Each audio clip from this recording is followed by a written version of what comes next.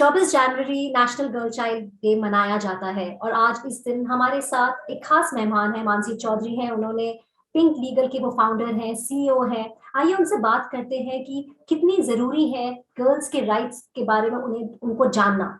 मानसी, हमारे साथ जुड़ने के लिए बहुत बहुत धन्यवाद। सबसे पहले सवाल मैं आपसे पूछना चाहूंगी पिंक लीगल के बारे। पहला ऐसा वेबसाइट है जो गर्ल्स को उनके राइट्स के बारे में बताता है और लॉज के बारे। आपने इस पहल के बारे कैसे सोचा?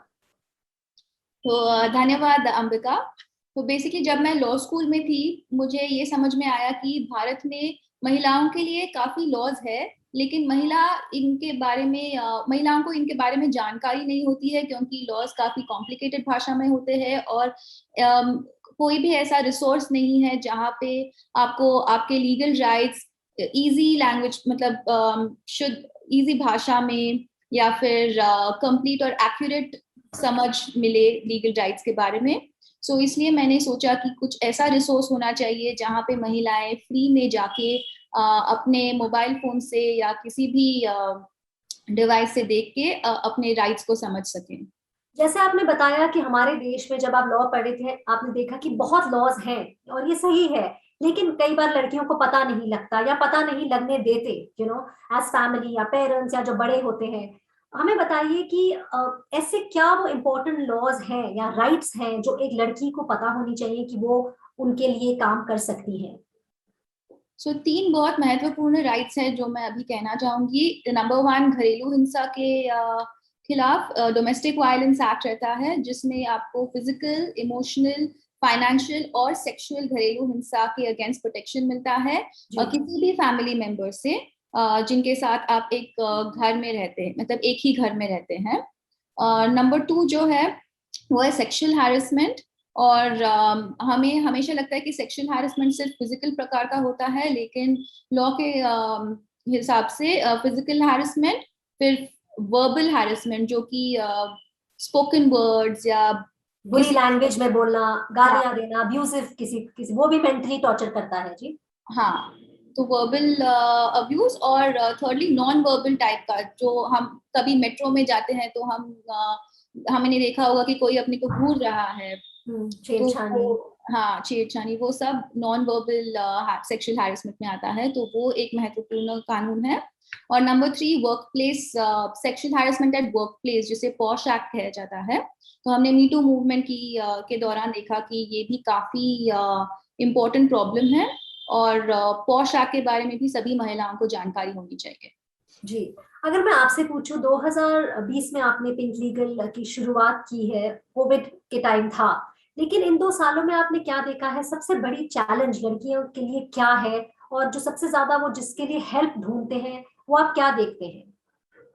तो पिंक लीगल पे सबसे ज्यादा जो हेल्प लड़कियां ढूंढती हैं वो एक है घरेलू हिंसा। हमारे पास एटलीस्ट 90% जो भी महिलाएं आती है या लड़कियां आती है वो घरेलू हिंसा के लिए आती हैं।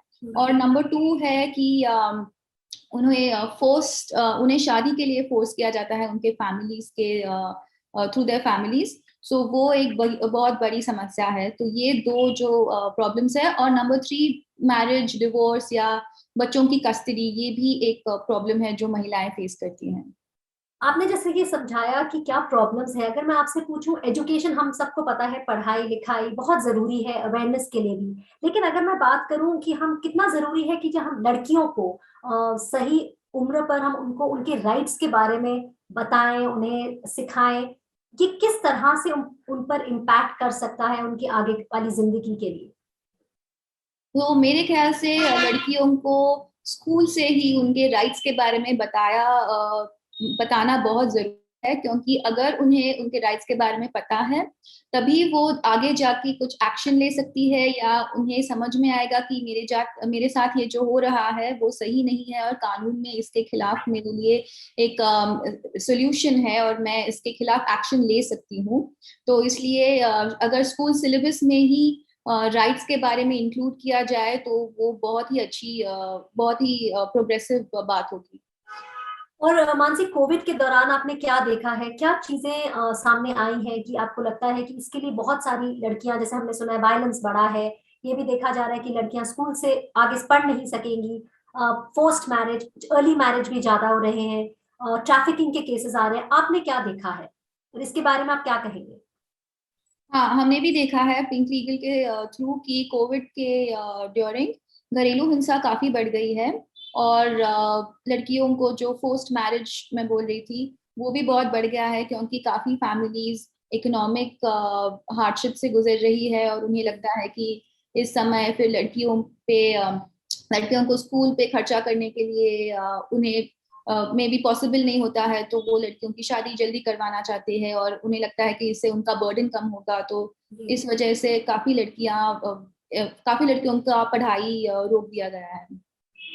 मानसी, एक सवाल मैं पूछना चाहूंगी, हाल ही में ये डिसीजन हुआ है कि जो लड़कियों की मैरिज एज है वो 21 तक कर दी जाएगी, इसके बारे में आपका क्या कहना है? What will be the positive and negative implication?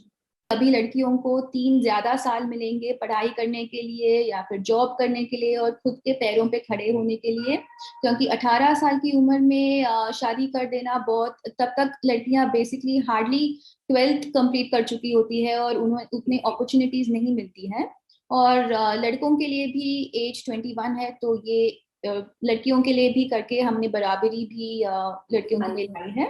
लेकिन एक शायद नेगेटिव जो उसका हो सकता है वो है कि कानून के पीछे जो मैरिजेस होती हैं, जो अभी भी होती ही हैं, चाइल्ड मैरिजेस जिसके लिए जो इलीगल है, वो कंटिन्यू होगी और वो शायद बढ़ भी सकती है, क्योंकि 3 और साल मैरिज माना इलीगल। पड़ेगा। जी। हाँ। जी।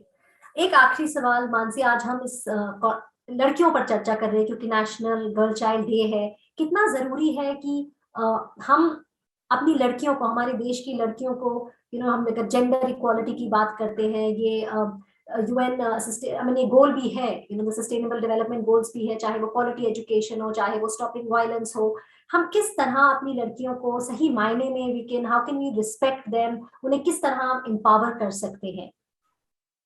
तो सबसे पहला जो कदम है वो फैमिली को लेना पड़ेगा, और लड़कियां बर्डन नहीं होती है, वो एसेट होती है। ये माइंडसेट अगर फैमिलीज लेके आगे चढ़े तो हमारी लड़कियों को काफी अपॉर्चुनिटीज मिलेंगी, उनको पढ़ाई करने का मौका मिलेगा और उनको आगे जाके अपने पैरों पे खड़े होकर कुछ बनने का मौका मिलेगा।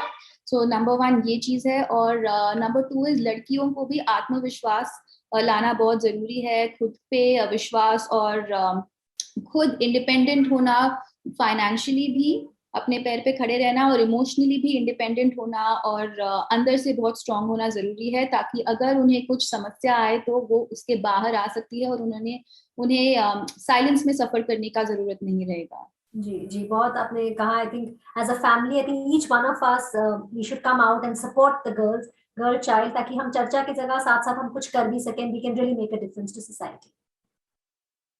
यस, जरूर, बिल्कुल Ambika. Thank you so much Mansi, thanks for your time. Thank you.